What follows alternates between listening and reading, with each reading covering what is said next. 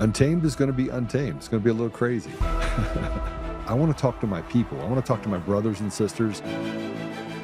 We can have grace and humility in how we interact with other people. Oh, hot dog, look at you. And nobody talked about what's really happening. And let's have conversations about what truth is.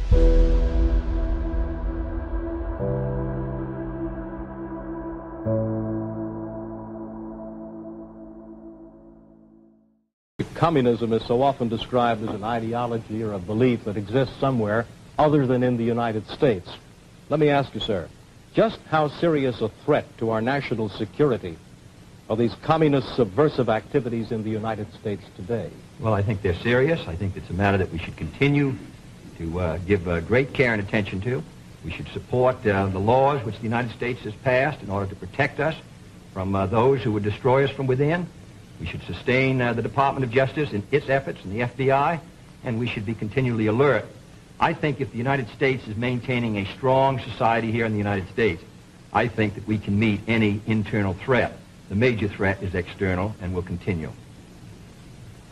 For we are opposed around the world by a monolithic and ruthless conspiracy that relies primarily on covert means for expanding its sphere of influence, on infiltration instead of invasion, on subversion instead of elections, on intimidation instead of free choice, on guerrillas by night instead of armies by day. It is a system which has conscripted vast human and material resources into the building of a tightly knit, highly efficient machine that combines military, diplomatic, intelligence, economic, scientific, and political operations. Its preparations are concealed, not published. Its mistakes are buried, not headlined. Its dissenters are silenced, not praised. No expenditure is questioned, no rumor is printed, no secret is revealed. It conducts the Cold War, in short, with a wartime discipline no democracy would ever hope or wish to match. Nevertheless, every democracy recognizes the necessary restraints of national security. And the question remains whether those restraints need to be more strictly observed if we are to oppose this kind of attack as well as outright invasion. Welcome back. 250 years. We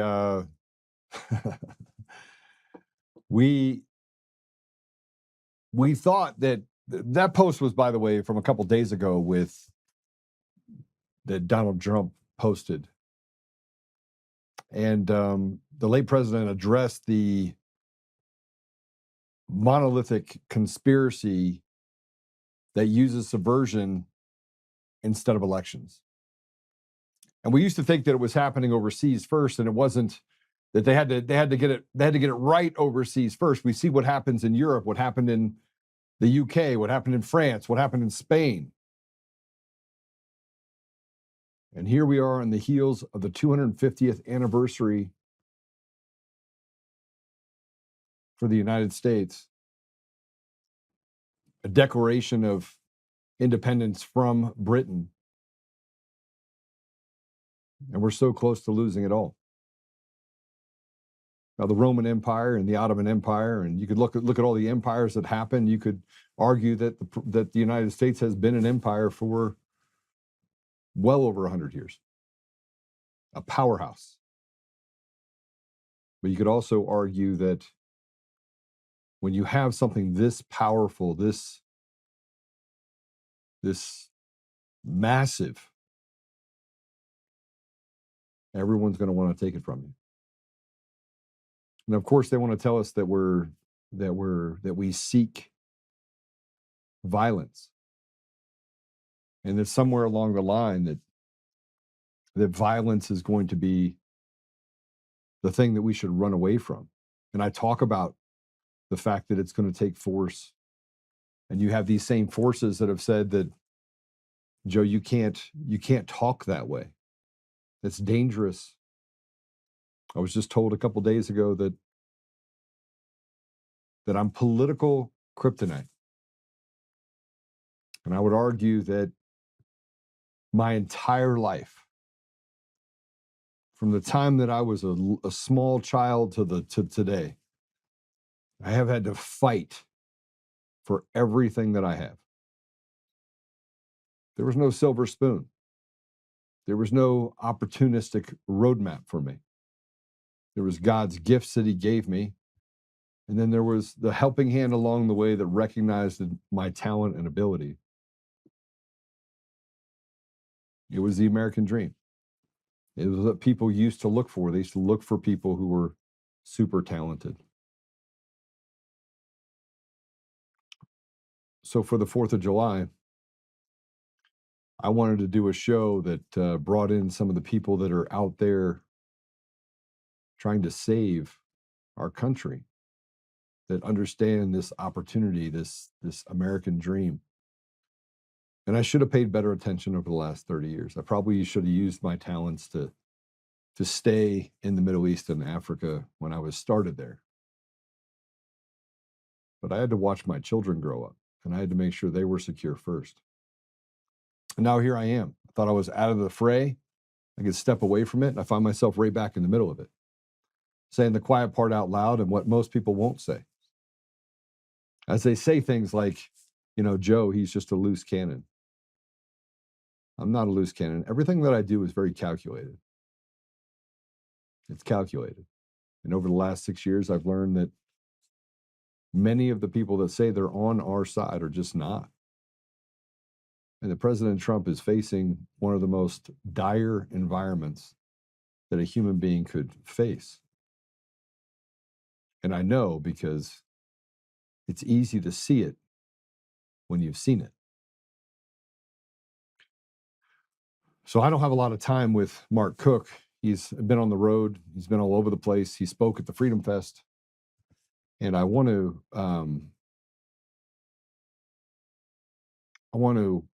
want to bring him in. So let's just bring Mark Cook in. Mark, welcome to the show. I just want to. I'm trying to figure computers out, Joe. Okay. Mark is a real I'm almost computer there. guy. Yeah. Mark, this will be one of the few I mastered the mute button today. With a tie. Yeah. So you can rip it off? No, I've always said that I'm never going to wear anything that they can hang me by, but today I made the exception. How you doing, Mark? Doing all right. It's been a long, 6 years now? It has been. And we're still struggling to fight for the freedom of our nation. And it all comes down to elections. Really, the whole thing. It all comes down to elections. We saw much of what we're talking about right now transpire in Colorado. It continues. The Kabuki Theater continues, even as we're sitting here speaking right now. But President Trump knows. Absolutely, he knows. Now, the question is, how much power does he have? How bold is he willing to be? But what we have here is we have the tipping point of this nation. Right now, at 250 years, the actions of a few brave people are going to pave the future for this next 250 years, whether we're going to have another 250 years of liberty or whether we're going to have 250 years of tyranny. You know, my biggest fear is that people, most people in their heart want peace, right? Most people in their heart want to love other people around them. I'd say that's 95% of the people, and 5% are they want to subvert things. They want to lie. They want to cheat. They want to do whatever they can to win. Unfortunately, we have that on both sides of the aisle. It's not just exclusive to the left. No, it has nothing to do with sides of the aisle at all. There's evil, there's criminals, and I think it's far less than 5% actually. But they are the ones that are bold and loud, and they are the ones that are calculating and intent on destroying all that is good. And so if that 2% or 1% or less is far more active than the 99+%, then that 1% ends up taking over. If we get active even a little bit, enough people get a little bit active, we save the whole thing. You know, evil prevails when good men do nothing. And we have far too many good men and women not doing enough to just reclaim their elections. That's it. We get our elections back if we, the people, count our own dots and we ensure that only eligible voters are part of that tabulation, that votes are only made up of eligible voters, and we count the votes accurately, then we have 90+% of our liberty immediately restored in one election. That's all it takes. And next election, we hit another huge portion of that. And in a very short period of time, a year or two, we have most of our nation back. And then the evil that has been stomping all over our heads won't have any power any longer, because that is their easy button. Corrupted elections, manipulatable elections is the easy button for these criminals. And they love it. That's why they don't want to give it up. Otherwise, they've got to revert back to their old school methods, which is bribery, blackmail, and threats. And that's a lot more difficult for them. It takes them more energy.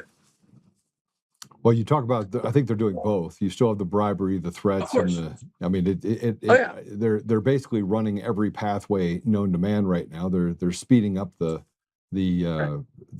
pathway. But the elections are the easy button. Literally, they don't have to blackmail, bribe, or threaten anyone. All they have to do is get someone on the ballot, fix the election for them. Boom, they're in. That's it. And that's why they love this system. And it spent decades building it. And they're pissed that the citizens started noticing what they did. They're pissed that we woke up and started opening our eyes in 2020. And they've done everything possible to keep us all in the dark. They've done everything possible to make sure that all the rest of the citizens, outside of our fairly small but growing group of people that know elections are BS, they want to keep everyone convinced everything is fine. Nothing to see here. Just go fill out your little ballots, fill out your little piece of paper, drop it in here. We'll tell you what the results are. And then when that's done, they're going to say, here, just, vote on this little thing. Go press your button. It's so convenient. You just press here. We'll give you instant results. It doesn't matter whether they're accurate or not, but they'll be instant. And then you're good. And at that point, literally just, why are we bothering? Just tell us who won. Let's just save the time entirely. No one has to go out and do anything. Just tell us who our new leaders are. That's it. And we're at that point. Basically, people just don't realize it yet. So, well, you see Spanberger in Virginia that won by 0.8%. You see this 50-50 deal or 66-33 deal that's happened. It's programmed, and you can see what happened with. You can see what happened specifically with Spencer Pratt. I mean, you saw, the great thing about this is that it basically showed us what PID controllers are doing. It showed us how they were controlling a fixed point outcome, because you can't actually control two outcomes at the same time. So you had what's her name? Karen Bass, whose numbers, they basically leveled off and stayed the same. You had Spencer Pratt leveled off, stayed the same. They both got there using those PID controllers, right? But then all of a sudden you have Ramon that came in, that was almost like 80%, 70% of the votes were to her until it actually passed Spencer Pratt. It was not only unlikely, it was impossible. It was an impossible outcome. It was almost like someone was forcing people to see it. And a lot of people did see it for the first time. I had someone call me on election day crying, that had been exposed to all of the election fraud claims for years. Called me crying saying, oh my gosh, it's actually true, isn't it? Literally, they'd heard it over and over and over again for 6 years. They still didn't believe it until they saw it with their own eyes. Once they saw it with their own eyes, it finally hit them. And it hit them so hard, they burst into tears. Yeah. Well, I mean, we've got to get to the place now where we're 250 years. It's pretty, it's amazing that it's happening. It's all culminating, climaxing on this 250-year anniversary. But there's some serious problems. And I want to bring up one of those problems to you if I can. Then I'm going to place a couple videos for you. Yesterday, it was exposed that there was a man named Jeremy Lewin. And Jeremy Lewin was a huge Joe Biden supporter.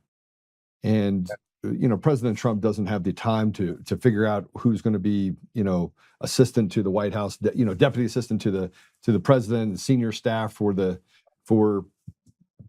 anything. I mean, he's not making, basically they give him a list and they're like, here's the people that we think you should do. And here's the history behind them. But this individual, Jeremy Lewin, just was pushed and moved to the White House as Deputy Assistant to the President and Senior Director for Western Hemisphere Affairs at the NSC. He's been serving as Acting Undersecretary of State for Foreign Assistance, Humanitarian Affairs, and Religious Freedoms, leading the administration's overhaul of U.S. foreign aid. So this guy is directly related to Marco Rubio, which, I like Marco Rubio. I like the things that he's been doing in the United States. I hate the fact that he's stayed away from elections, hasn't talked about them at all. And some of the work that he's done down in South and Central America, I find reprehensible, because it's actually promoting in places like Guatemala this radical agenda and these stolen elections that are down there as well. So it almost feels like we're doing this balancing act with Rubio that, hey, I'm going to do some good. I'm going to, on the surface, these are some of the things we're doing. I'm a hardline guy. When behind the scenes, we're getting promoted by people like this Jeremy Lewin person, who, by the way, he's an elitist, right? He went to Ivy League schools. He went to Harvard Law School. He professed himself as part of the Federalist Society to label himself Team Joe in the 2020 presidential election, and is directly tied to Lawrence Tribe, who advised congressional Democrats on how to impeach President Trump. How does this guy get into the inner circle of President Trump with the background that he has? That the internet sleuths had to go find. It's a good question. I wish I had access to be able to understand what's going on the inside there. I don't. And I don't know if it's captured. I don't know what's going on up there.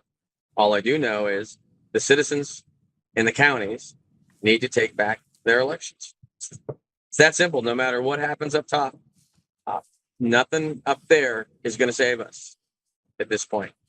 Even if there's an order from up top, if it happens to happen, and it might, I hope it does. But that's not going to be enough unless we're ready on the ground to make it happen. And ultimately, if that fails, it's only us anyway. So for all these people sitting back saying, oh, I'm just waiting for something to happen, I think that's a fool's move. I think people need to be active right now. Assume nothing's happening, because it's very likely not. I hate to be the bearer of possible realistic news, but assume nothing's happening. Do what needs to be done in your counties to reclaim your elections, because that's all. I think that's a fool's move.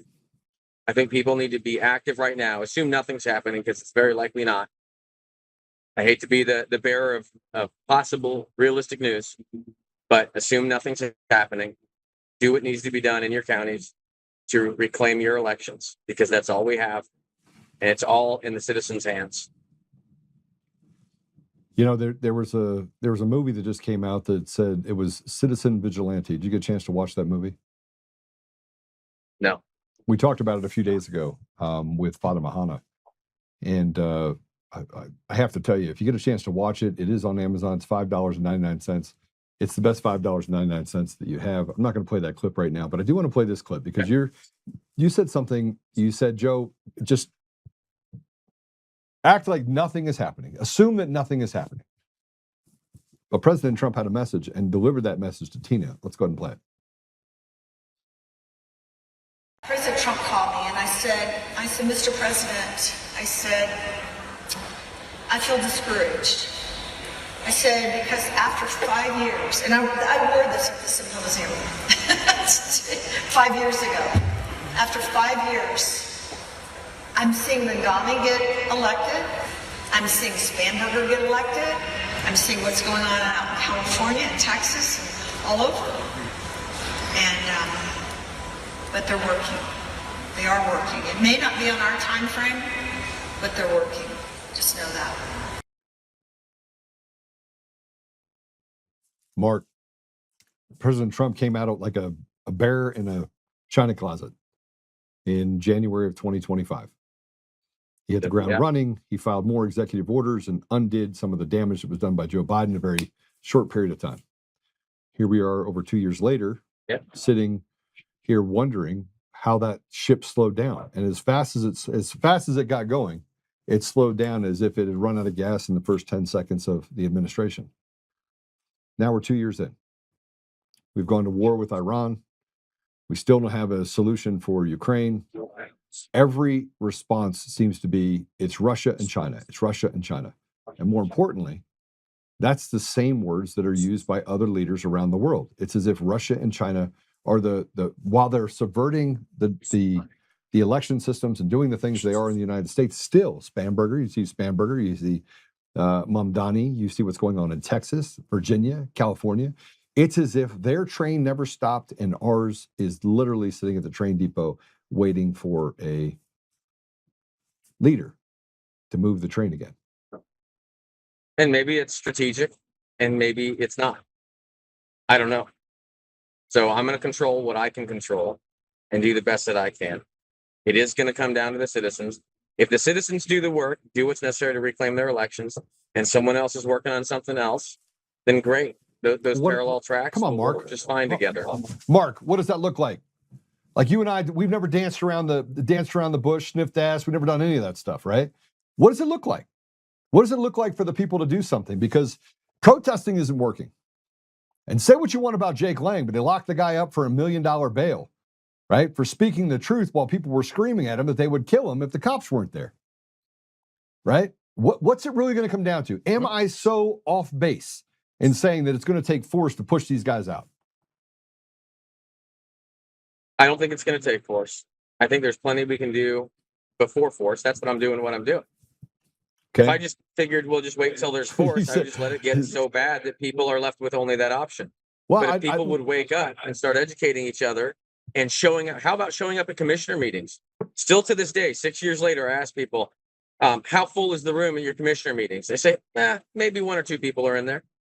Still to this day, like a week ago, they can't even find enough American citizens to show up at a commissioner's meeting to demand going to hand count paper ballots on election day at the precinct, counted where cast with precinct level results.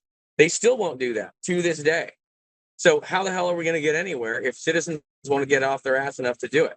They did in the beginning, right? They'll show up to a meeting or 2 and then that's it. No stamina. This is ridiculous. People need to get off their ass. That's step 1. If they aren't even willing to do that, I got to tell you, I don't think people deserve the freedom that they enjoy if they're not willing to get off their ass and show up to a damn meeting. I don't want to hear I got a soccer game to go to. I got a vacation to go to. Stop thinking about yourself. Think about your children, your grandchildren, and everyone else in this country. Because all of this happens because of what we do. And if we don't do anything, then the people that do want to do something will have the control. All right, Mark. Let me we have no one to blame but ourselves. Let me go through history for you though. All right, let's go through history. We went into World War II. We didn't drop teddy bears, right? We went into Iran. Over 1 million people died. We destroyed entire critical infrastructure. We go into other countries. We went into Iraq. We went into Afghanistan. We were there to fight what? Repression. We're there to fight evil, right? I mean, that's what we're told. We're there to fight evil. Is that what we were told? We're fighting a regime that basically was murdering our people. Doorstep. But I mean, Right. look, We gotta just happen work right this here, and work this problem with everyone's me. conditioned Look, I know everyone is conditioned to talk about the fact that force is violence. It's not. Force is not violence. Force can become violence, but force is not violence. People are discouraged, not by the left, Mark. They're discouraged by the people that say that they have our backs, that are inside of positions of trust and authority, that are in leadership, that say, you know what? It's complicated. John Thune, the SAVE Act, can't get it done. Bullshit. Michael Johnson, hey, we got to pass all these bills. You know what? It's complicated. You guys don't understand. You're not in Congress. You don't understand what's going on for real. We'll make it real simple. We'll take care of it ourselves in our counties. Mark. If they can't get it done, we have no choice but to do it for them. If you fail to plan, you plan to fail. And I wanted to have you on because of 250 years, the people are tired. They can't show up to. I'm going to advocate for the American people right now. I haven't been to a commissioner's meeting either in the last 6 months. You want to know why? I don't have time. Lawfare consumes my life. All right, I got. You are busy. You're a busy guy, but I'll tell you what. There's a whole lot of people some of them probably watching right now that absolutely could make the time if they wanted to and haven't. Okay. Period. I'm going to agree bust my ass to do everything I can, but those out there that are not busting their asses as well, if we fail, it's your fault. And I'll keep track of every one of you. Well, if we're keeping track of them, why can't we keep track of why can't we keep track of the bad people, Mark? Evil's evil. I already got. They're already tracked. Right? Evil prevails when good men do nothing. So all the good men that are doing nothing, this is your fault. So, by the way, this is the Mark I like. Me and Mark have sat down and had some like loud conversations. And Mark, I always come back to the same thing, right? We have to, if we fail to plan, we plan to fail. But we also have to have the leaders that are willing to go through the steps where they don't just talk, they actually commit and get things across the finish line. There's lots of things that can be done. Yeah, but those leaders can be any one of us, Joe. Any single person can stand up and be a leader. I do. The problem is I stand up. You stand up. Other people that are supposed leaders to stand up. You stood up. I stood up. Right? We got people that have stood up, but we need more people standing up next to us. Okay, so let's talk about standing up for a minute. You have Lauren Boebert that goes on TV. The state GOP has, and this is in Colorado, your own state. The state GOP, and this is what I talk about. This is just another example of the fact that you get subverted. And by the way, your talk, by the way, at the Freedom Fest was fantastic. You had people that called me that said, Joe, same as you, but they called me and said, you were right. Like I watched, first time I ever watched it. These people thought I was crazy. One was my neighbor. He's like, look, the elections are fine, Joe. And I was like, no, they're not. He's like, I'm going to the Freedom Fest. I was like, good for you. Make sure you listen to Mark Cook. So he sat there, he took notes, he called me, and he's like, Joe, is Mark Cook for real? I was like, did you watch the whole thing? He goes, yeah. He goes, I don't know how to feel right now. So part of it is you have to wake people up. But the other part is that we have leadership on our side who are feckless cowards. I mean, Lauren Boebert has not done us any favors, right? But we have citizens expecting the quote unquote leaders to do everything for them. That's our biggest problem. So you got. We also have a problem with this. We have citizens that don't think that they run the show. We have citizens that think they need to wait for the leaders to do something, that they have to be told by their government what to do. We own this place. This whole thing belongs to us. All right, send it. Send it. What do you want the couple 100,000 people that are watching this? They're our servants. Okay. What are they doing? What are the couple 100,000 people watching this show? What do you want them to do, Mark? They're asleep because they don't understand that they own this place. They are complacent. That's the problem. They think that these people have authority over them. They don't. Okay. They have none. They are our employees. What does that look American like? People need to wake up. What does it look like? Take back their elections. It's real simple. You walk in there, you show up every single meeting, and if they ignore you, ignore your demands to reclaim your elections, you show up with more people the next time. They ignore you again, you show up with more people. You fill the room up, you fill the hallways up, you fill the building up, you fill the parking lot. You keep adding people until those that serve you submit to you. Period. Mark. Simple. It's that simple. Mark. They show up and do what? First, show up. Okay. Show up and get involved and speak your voice. Because right now that's not happening. People are not showing up and they're not speaking. So you're trying to say that my pray, stand, speak, act is like a real thing? Pray, stand, speak. You were right you were right on that thing. I'll give you that. I don't want your head to get too big, but yeah. Mark, where are you headed? Where are you headed now? I think I'm going to walk over to the White House. Are you in DC right now? Yeah, I'm right next to the White House. All right. So I think you should walk over to the White House because you own it. We own the White House, right?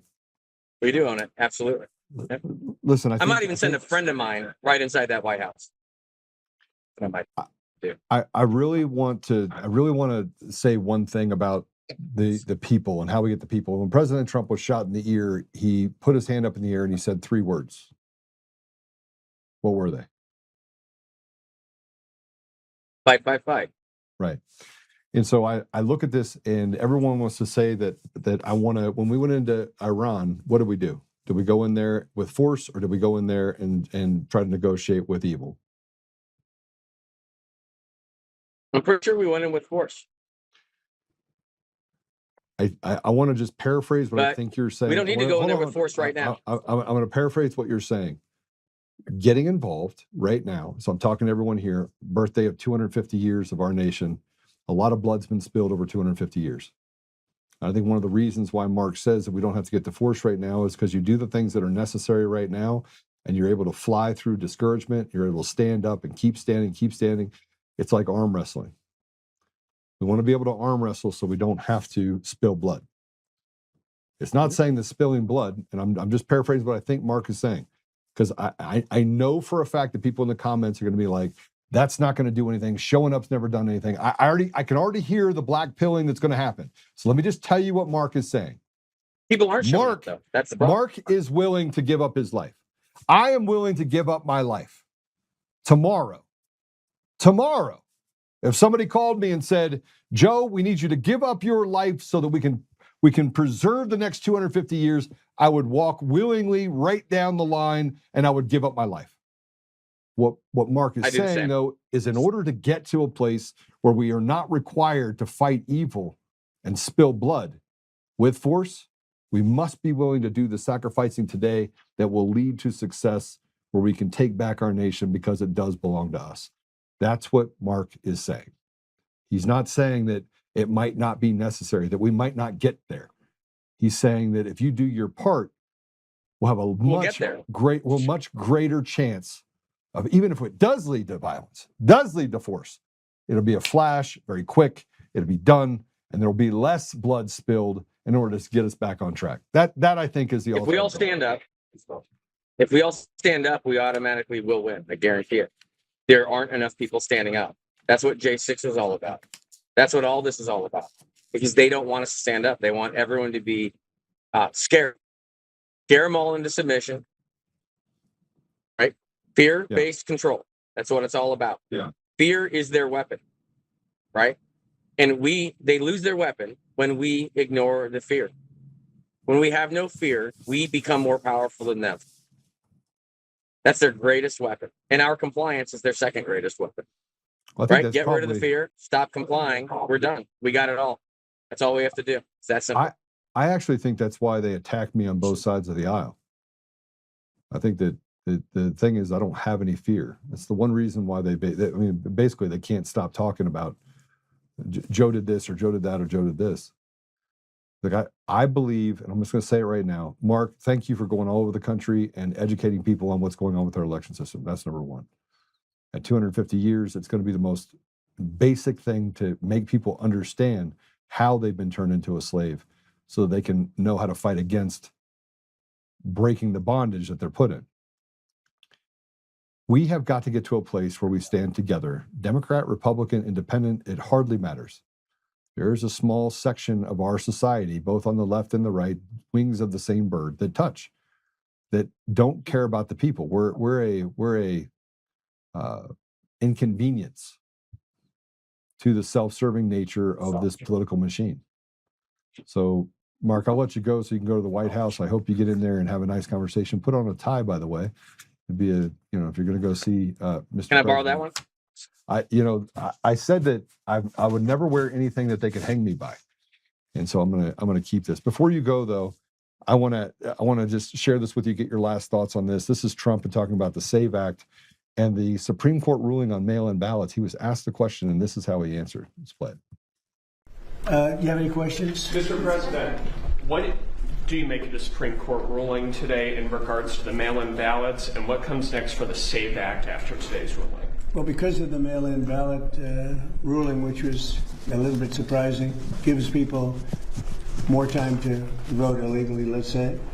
But the SAVE Act is even more important, and that's the right. You have to be a citizen of our country. Okay, you have to show you're a citizen of our country, called citizenship. Voter ID by photo voter ID, and no mail-in ballots unless you're in the military, disabled, you're ill, or you're away, or even on a vacation. We're being very open about it. It's pretty easy. And we'll have honest elections. But the ruling, which a lot of people were waiting for, that was a ruling that was, I think it was very detrimental to honest elections. But it is what it is. Basically, they're keeping it a little bit the way it is now.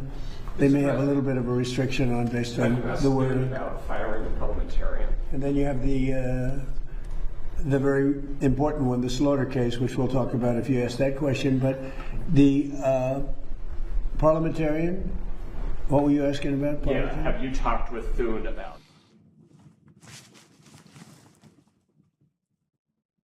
I feel The like SAVE Act is important. it's just a step. It's a step, and they don't want to talk about the machines, though. Notice that, right? Everyone wants the machines because we fix the front-loaded manipulation by means of the mail-in ballots and mail-in ballot tracking and early voting. We address that and reduce that. What they'll do is they'll just cheat more in the machines, and we already know they are flipping votes as those tabulators scan them into the databases. We have the proof that that vote flipping is going on. And so we need both. I'm not saying we only need the machines. And people keep fighting over it's the ballots, it's the machines. No, it's all of the above. And the election night reporting. I'm not worried about election night reporting. We can take care of that ourselves. That's real easy. And that, of course, takes people to get off their ass and actually go get the results right from your county and add them up. So you don't just blindly trust your state adding them up. But we can do that. We got all the pieces in place to do that.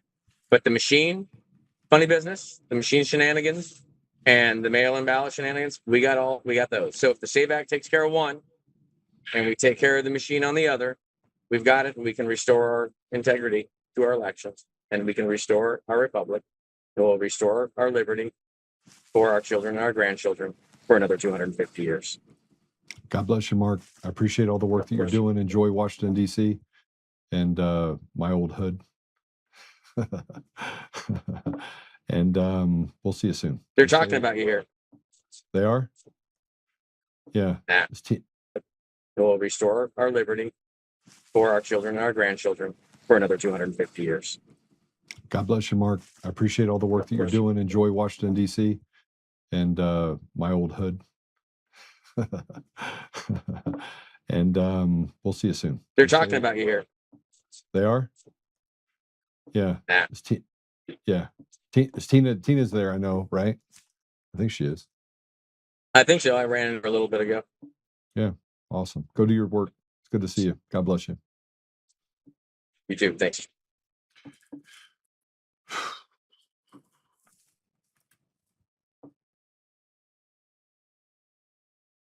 I prepared for nothing to work out. I prepared for, in large part, I prepare for the promises that are made and the disappointments that come because those promises were never kept. I think President Trump has done amazing things over the last 2 years. I don't pretend to know knowing how far along Iran was, or even whether or not the decisions to go into Iran were tethered to Israel. I don't pretend to know that I have had a seat at that table, because I haven't. I think one of the most dangerous things that we do is that we armchair quarterback regardless of what position we're in. And obviously I have more inside information than most people do, but I don't have inside information into that. I have inside information, and when I talk about that, and I talk about what happened in Ukraine, specifically the 8-year war that they had between Russia and Ukraine that was boiling over till 2022, and some of the things that I was privy to, information privy to, that was happening in Ukraine that led me to say these words: I will stand with Russia every day and twice on Sunday before I ever stand with Ukraine. You never stand on the side of the devil, not even for a minute. Now, those words cost me my friendship for a short period of time with Max McGuire, who was my co-host for years before. Matter of fact, he ran the show and ran Things Happening at Conservative Daily. And over the last 14 years, 20 years or so, every day I wake up, I keep thinking that I've figured it all out. And then something else happens, and I find out that it really was more complicated and there was more information than I had. But I see what the media has been able to do to convince tens of millions of Americans to change their profiles to a Ukrainian flag, for the media to call people who stand against Ukraine un-American, to forgive the trespasses of the Azov battalion, which is a Nazi battalion that frankly hates everyone, diabolical group inside of the armed forces of Ukraine. They forgive the fact that there are bioweapons and bio labs all over Ukraine. It was just confirmed by Tulsi Gabbard on her way out the door. They forgive the atrocities of killing their own people or gathering up young people like they did in Ukraine and sending them to the front line to become nothing but meat in the meat grinder. They forgive the fact that Ukraine killed a journalist, Gonzalo Lira. They tortured him to death and then said, oh, he died of natural causes. They forgive the atrocities that showed up in videos over and over and over again while blasting Russia. And while I'm sure that Russia has its own atrocities, we also then forgive ourselves. And in 250 years, I think that's one of the things that people have held on to. I think it's one of the reasons why the left has been able to create these dog whistles, is because they play against the guilt of America doing so much better than the rest of the world, being the land of opportunity, the home of the free, the land of the brave. And so we say things like we committed atrocities against the Native Americans, that we lived in a segregated society, and we pushed blacks into their own environment. But we forgive not those things. We forgive the other things that we've done in order to push black people into a place of despair. And eugenics, coming from a person named Margaret Sanger, that made abortion a right. We were able to convince an entire generation of people that killing your baby was the answer to financial woes that come with having to raise a child. We don't want to upset the apple cart in the schools, so we allow them to groom our children. And when they come home and say, I am now a boy or I am now a girl, we are told because of our guilt to embrace it. Or you're a transphobe. So we can label you if you don't accept mental illness, which it's mental illness. But this is a special type of mental illness. It's one that's created by people who groom and indoctrinate our children. But we say nothing. No matter where we look or how you are able to sort through the mess that we have in our society, it becomes very, very clear that the 10-second clip or the 20-second clip has now shaped the ideas and the intelligence of Americans. But don't worry, you're not the only ones. They've done it all over the world. The same woes and the same things that we talk about today in the United States has become a global endemic problem for like-minded, normal people. Normal meaning those that aren't subjected to some of the propaganda or can see through it, where the veil has been lifted and they can see things for what they are. That grooming children is not good. Putting politics into school and arming them with information that frankly is flat out retarded, while stepping away from the basics of math and science and things that we should be teaching our children. That should be the only thing that they're taught. And if they turn into a purple dinosaur when they turn 18, God bless them. But give them an opportunity to thrive in an environment that was built for them to thrive. But the same thing is happening in Australia and in New Zealand and in the UK and Spain. But they're starting to figure something out. See, in the UK, you can rape children, rape young girls with impunity, and the judge will let you out. Well, what is happening in the United States now that mimics that completely? And by the way, if you're white in America, you're an albatross. You're an abomination. They're doing everything they can to push you into a hole. But sooner or later, you basically are cutting off the lifeline of the very thing that you want to thrive within. When you alienate any group of people, you create friction. And sooner or later, people start to wake up. We're 250 years into this experiment. There's only been 2 times in that 250 years that the United States has lived without conflict. We seem to find our way back into conflicts no matter what year, what decade, what century the country has existed. And it started out, sure, we're going to fight against the British. and the British are oppressing us, and we need to be free from the British, and we need to self-govern. And soon that became an issue with ideas in the North versus the South, and we had a civil war, and we said, all right, we need to solve some of these problems. And it was a courageous president, Abraham Lincoln, that said, no, we're going to hold this thing together. And for 250 years, people have been trying to tear this country apart. And the fibers were too closely knit.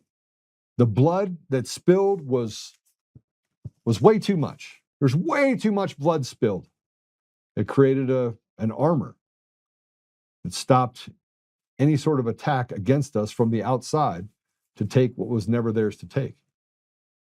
And through that 250 years, we used the ethos of a strong, courageous, and brave nation that solved conflicts. And as we got through the Civil War, and the right side did win, we find ourselves in other conflicts. As we move into the 19th century, as we start moving into the 20th century, we can count the number of lives that were lost and the stories that were told. And stories are always told by the victors, never by those that are defeated. And if you look at what has become of these wars, is we lost the bravest among us, a culling of sorts. And what was left is a smaller group of people that can be conquered. Not just conquered in the United States, but conquered around the world. And slowly they took away the tools that would allow you to dispel or to push off tyranny. And in the United States, we're almost there. And slowly but surely, they strip you of your rights and your ability to not only defend yourself by persecuting you, but they also take away your ability to fight off the very people that are stealing what was never theirs to take inside of our own country.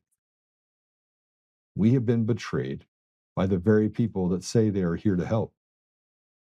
Ronald Reagan once said that the government is not the solution, the government is the problem.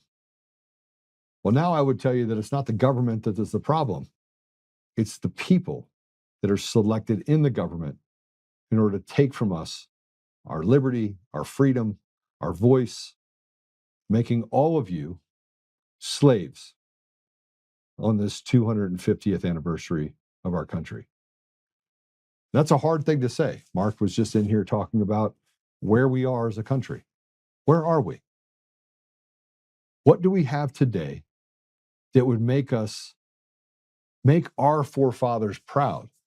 They were able to preserve, protect, fight for the very thing that they bled for over 2 centuries. But it's too difficult. We'd have to step away from our gaming consoles or our television or our sporting events. We'd have to get off TikTok for just 5 minutes. We'd have to study and look at what's really going on in our communities. We'd have to lay down our swords for our neighbors and pick up our swords for those that have betrayed us. And those are hard things to talk about. It's difficult over 6 years because I didn't want to be here. I didn't want to be in this fight. 6 years ago, I thought, man, I'd accomplished everything that I said I would do. I'm going to retire by the time I'm 45.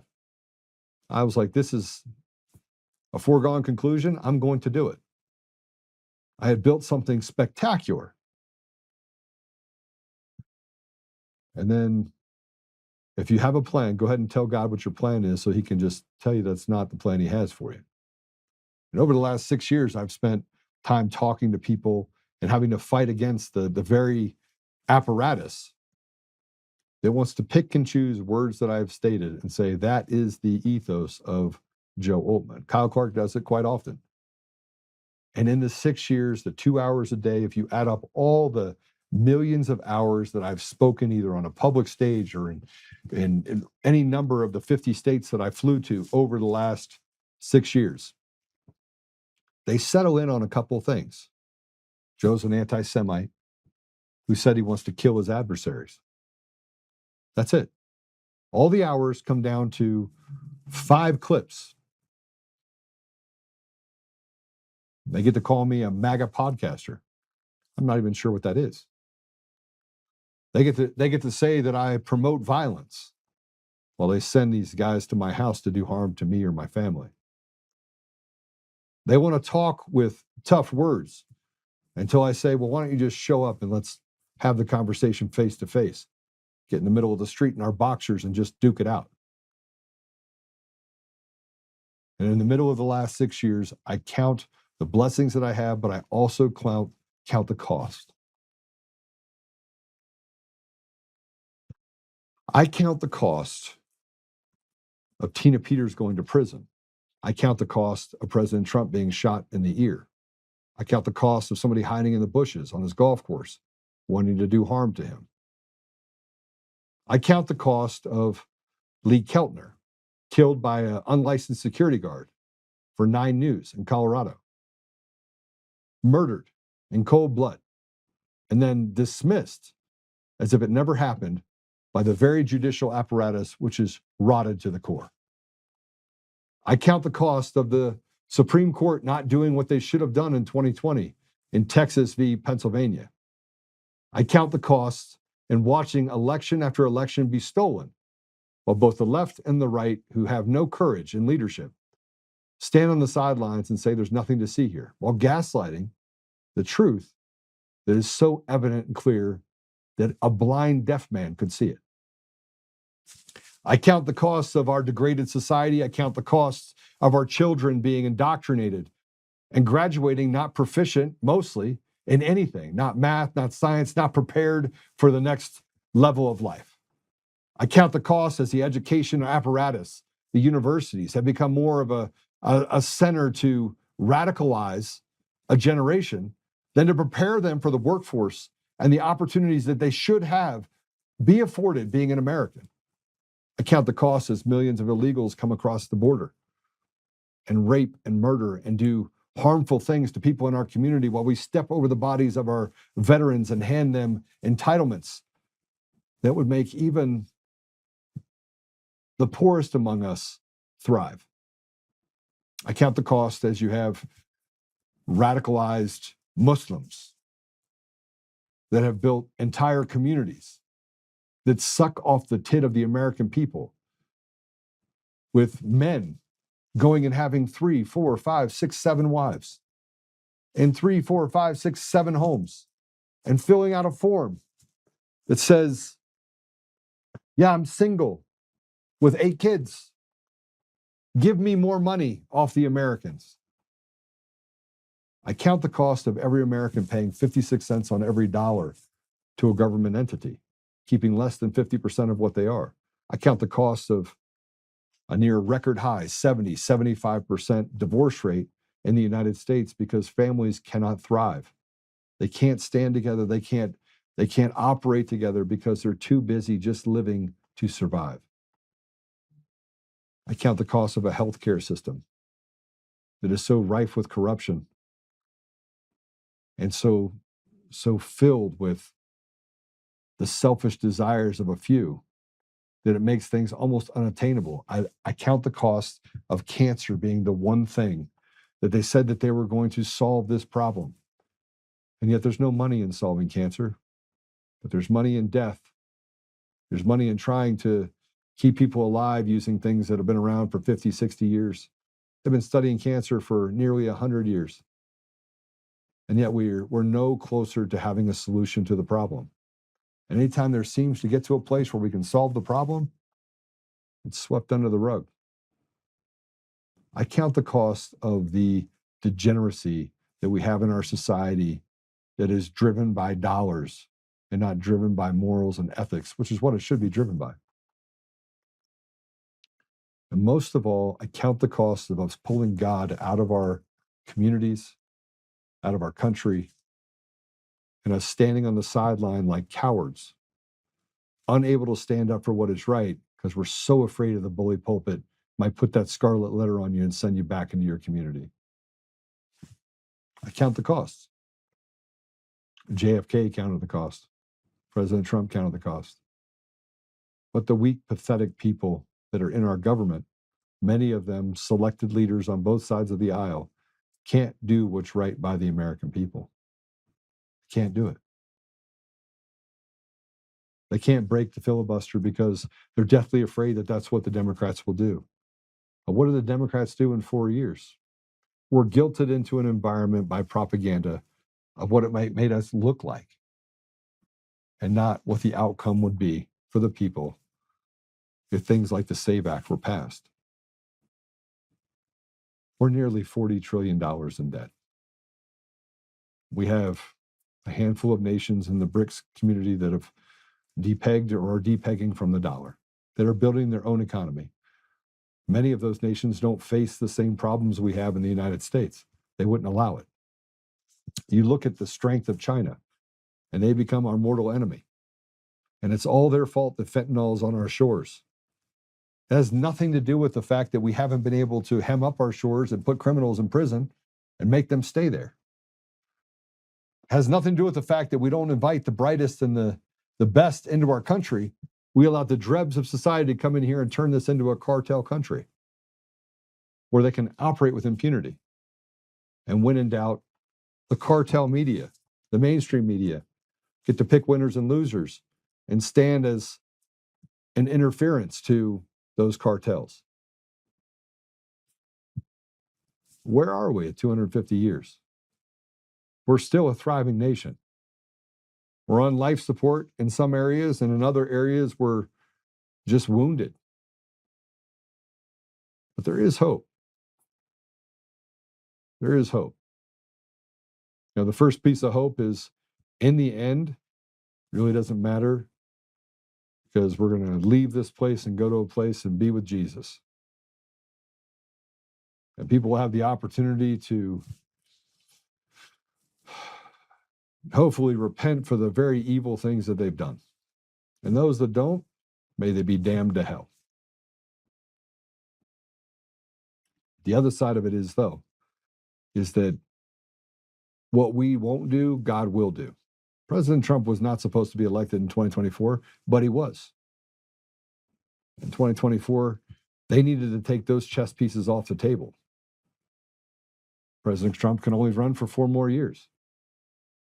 And by taking him out of play while still stealing everything around him, Spamberger, the elections up in Pennsylvania, in Texas, Colorado, California, we could see it with our own eyes. They just continued the same thing and just like, we're going to put Trump in there, but we're basically going to take everything else. And as we head into this midterm, I know President Trump is shaking his head and thinking to himself, how do I have a Julius Caesar moment when there are so many Judases and Brutuses around me? He can see it. He's not stupid. And much like this young man, Jeremy Lewin from Ivy League schools, they pick and choose winners and losers based on whether or not the books they've read. The books at Harvard are they're not heavier. They don't have more information in them. It's a fraternity. It's a fraternity of do things the way we want you to do things. Or that's their call letters. I went to Harvard. The American people have been left behind so long ago. But the hope is that President Trump does what is necessary, and I believe he's going to do it. But he's not surrounded by strong men and women. He's not. He's not surrounded by people that care about the American people. They're doing a job. They're infected with the power and the money that comes with being in that position. And President Trump is just not interested in that. But we do have the people. Mark's right. We have the people. We have the ability to stand up and do something. And at 250 years, we have a path. We're at a fork in the road. The American people stand up, and maybe it gets to the place where we have to have force. I pray it doesn't, but I'll be honest. I think it's headed that direction. I was not kidding. I personally believe we know who the targets are. We know. And the American people, in large part, are tired of being beaten by some made-up narrative and dog whistles that don't apply to any of them. While again, they go to the American people and say, we're going to pay reparations. American people are like, with what left? I don't have anything left. You've taken it all from me. I rent my home from you. I pay a tax everywhere I go. There's a camera on me at every intersection. My children are being indoctrinated and groomed. You're destroying the family foundation. We can't seem to stick everything together. What do I have left? But the devil is never happy with a portion of society. He wants to take all of it. But when Jesus was up on the hill and he says, I can give you all this. He's like, no. He wants all of it. And so we have an opportunity to fix it. We have an opportunity to take it back. But it's going to take a lot of people standing up. And unfortunately, people are busy. I'm really busy. You're really busy. We're more busy that you could argue the technology has made it actually worse and more complicated than it was when we didn't have it. It certainly has made it easier for misinformation to lead us down a path that has allowed them to steal the very soul of our nation.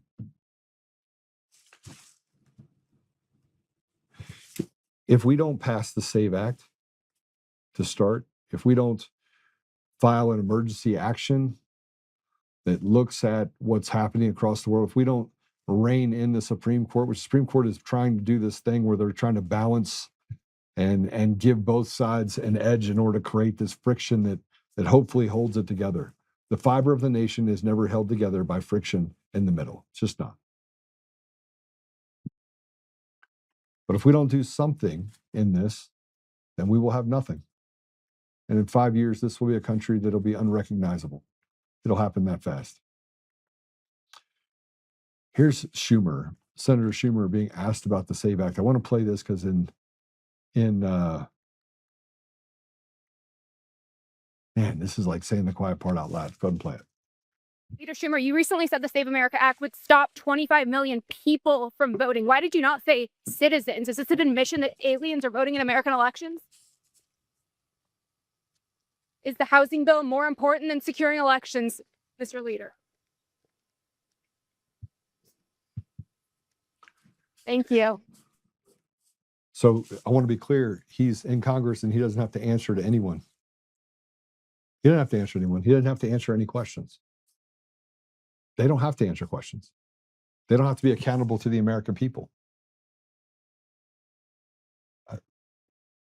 At some point, it is going to become very, very clear what the path is. And right now we can see it, but we want to stay away from it. Mark's right about one thing. We have more power than we know. We have to build unlikely alliances. We have to get to a place where we have community.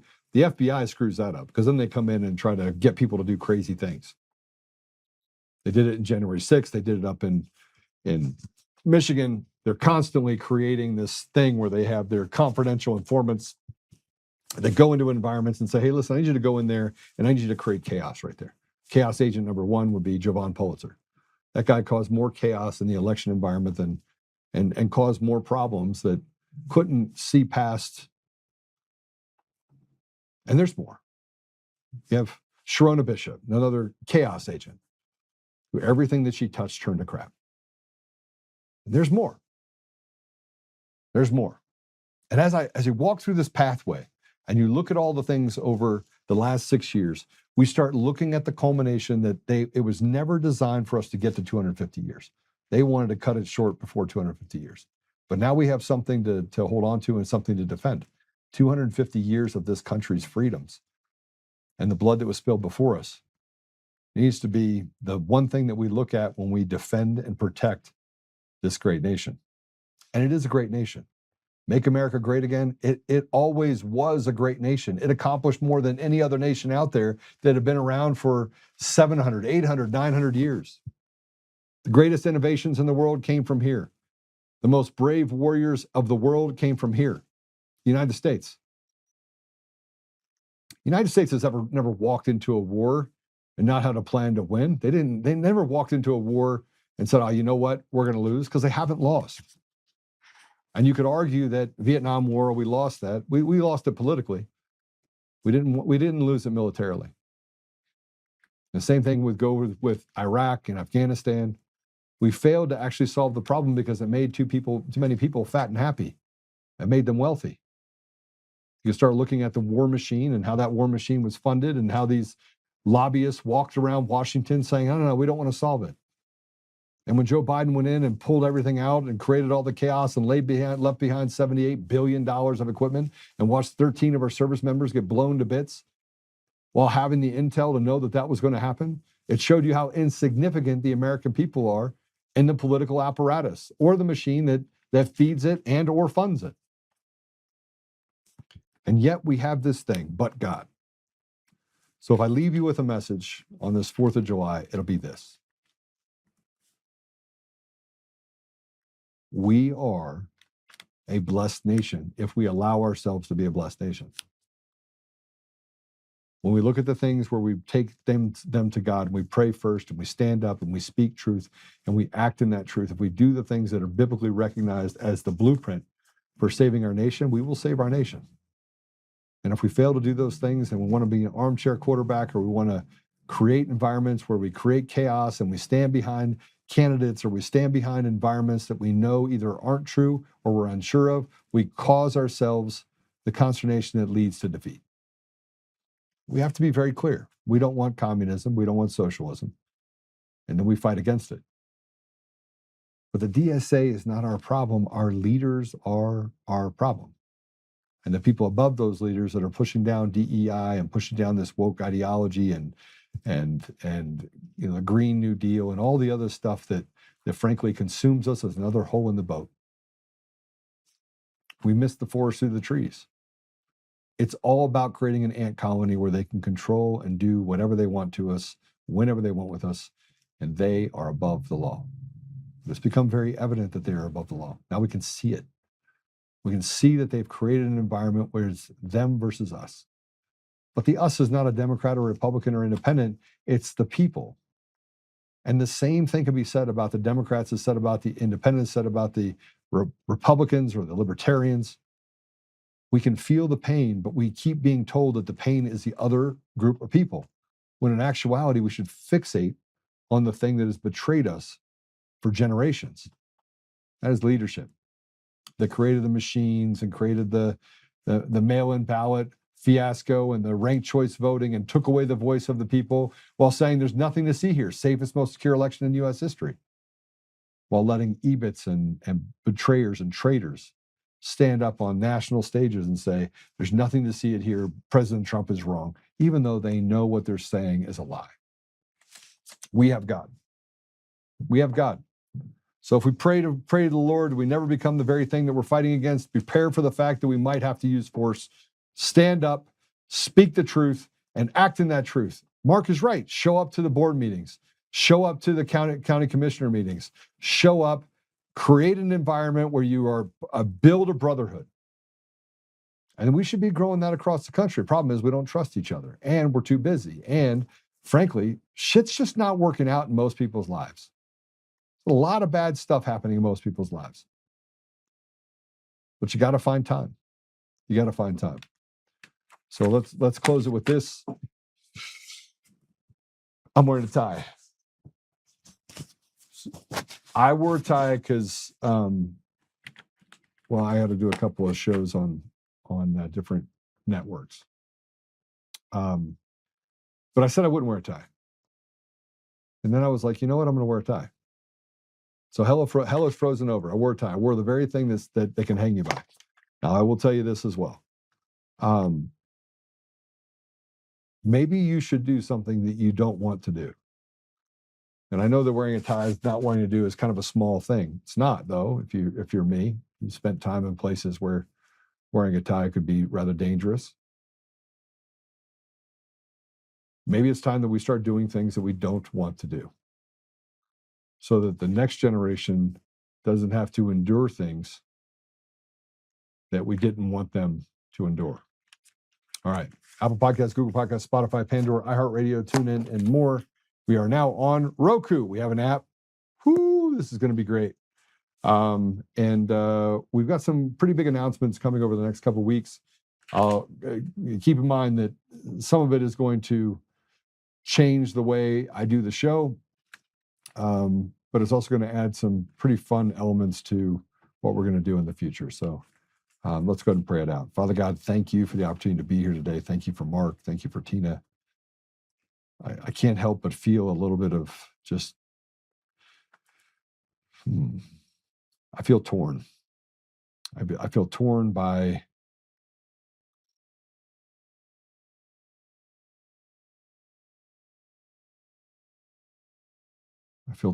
the path that I see us on and the outcome we're seeking. And I'm walking on this path, and I'm just operating in faith that the levers will be pulled at the right moment to do the things that you need to be done. And that walking in blind faith is where I think most people are around the country. And at 250 years, Father, we are grateful for the blessings that you've poured out on this nation. And we recognize that we in large part have not tended to our land. We have not knocked down the weeds. We have allowed evil to just creep into every part of our existence. And Father, I just forgive us. And as we lift our head and we wake up to the realities around us, we now see that restoration is the only way we can get back to a place of decency. And so, Father, I just ask you to give us the pathway, give us the courage, but also give us the patience to walk this path. And give us the courage to be willing to give up whatever is necessary in order to preserve not only this nation today, but this nation in the future.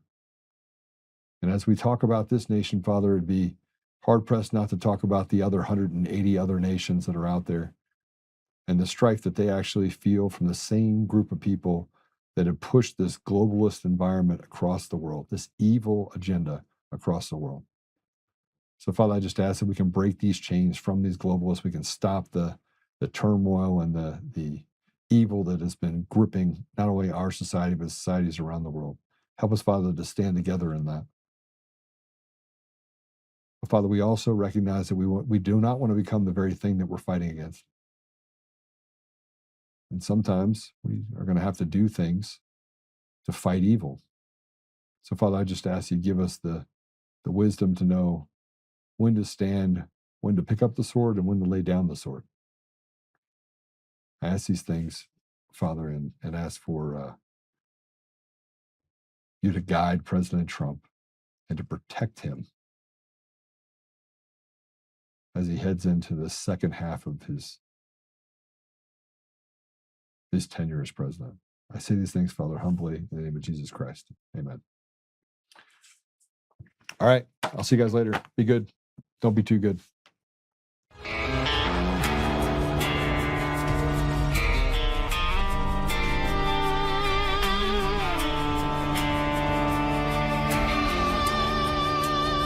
Rise up untamed in the heart of the fire where the wild ones roam. Oltmann's calling, bringing truth back home. From conservative daily to this untamed fire, we shatter the silence, lifting spirits higher. No chains can hold us, no lies can prevail. Authentic and fearless on this rugged trail. Patriots gather under stars and stripes. Untamed nation, igniting the night. Untamed nation, let the truth roll out in this land of the free. Standing proud from sea to shining sea, we won't back down. Catch the fire, wear the crown. Untamed nation, it's our battle song, motivating hearts where the brave belong. Yeah, untamed and wild, forever strong. Play it again all night long.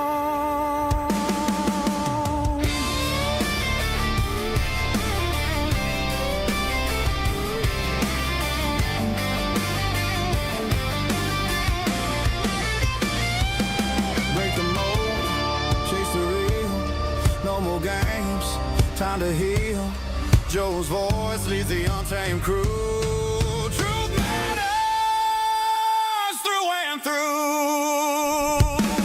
Untamed nation, let the truth roll out in this land of the free. Standing proud from sea to shining sea, we won't back down. Catch the fire, wear the crown. Untamed nation, it's our battle song, motivating hearts where the brave